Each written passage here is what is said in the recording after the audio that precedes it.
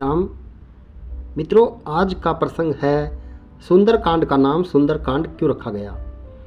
बजरंगबली की पूजा सभी कामनाओं को पूर्ण करने वाली है।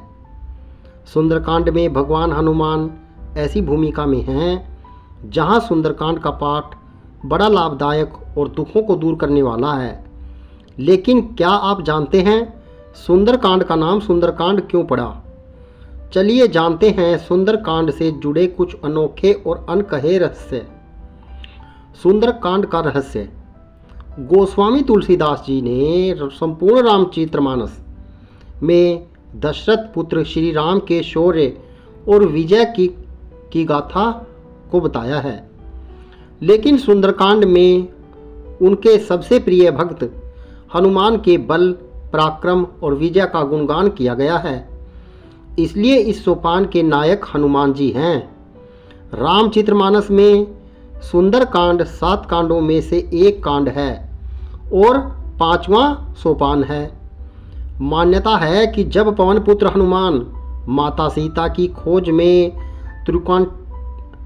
त्रिकुटांचल पर्वत पर पहुँचे, वहाँ 3 पर्वतों में से एक सुंदर पर्वत पर उन्होंने अशोक वाटिका में माता जानकी से मुलाकात की और राम गायन करके माता के दुख को हर लिया।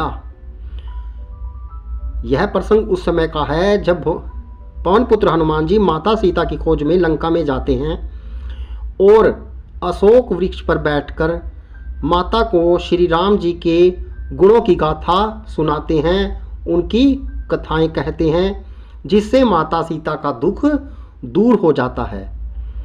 तभी तो सुंदरकांड और राम गायन करके माता के दुख को हर लिया। तभी तो सुंदरकांड में कहा गया है, रामचंद्र गुण बरने लागा, सुनता ही सीता दुख भागा। कि हनुमान जी जो थे वो रामचंद्र जी का गुणगान करने लगे और उसे सुनकर माता सीता का दुख भाग गया।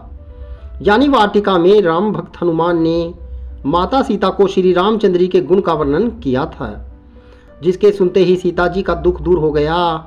इसी के कारण सुंदरकांड को सुंदर कहा जाता है। सुंदरकांड में ही अंजनी पुत्र श्री राम को पहली बार अपने हृदय में वास करते हैं, जिसके कारण भी इसका नाम सुंदरकांड हुआ, क्योंकि माता सीता हनुमान जी को वहीं पर यशस्वी चिरंजीवी होने का वरदान देती है और कहती है कि भगवान श्री राम तुम पर बहुत प्रेम करें। तभी से यह आशीष हनुमान जी माता सीता से प्राप्त करते हैं। सुंदरकांड की महिमा, अब महिमा की बात कर लेता हूँ।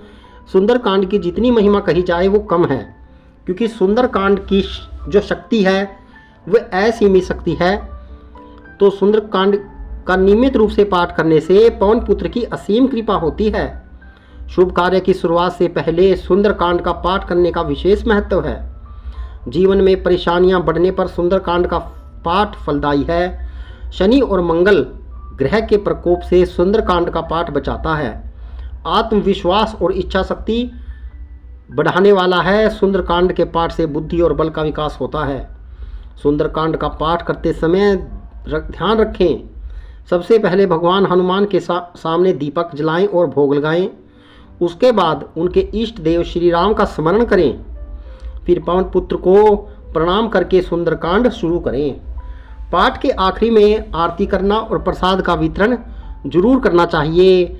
ऐसा लगातार मंगलवार और शनिवार करने से मनुष्य की सभी परेशानियों दूर हो जाती हैं और अंत में सुखों की प्राप्ति होती है। इसी कारण से सुंदरकांड का पाठ करने का विशेष महत्व है, क्योंकि सुंदरकांड को हनुमान जी की सफलता के लिए याद किया जाता है। मित्रों, यदि यह प्रसंग अच्छा लगे तो आपसे निवेदन करूंगा कि इसे शेयर कीजिएगा। जय श्री राम।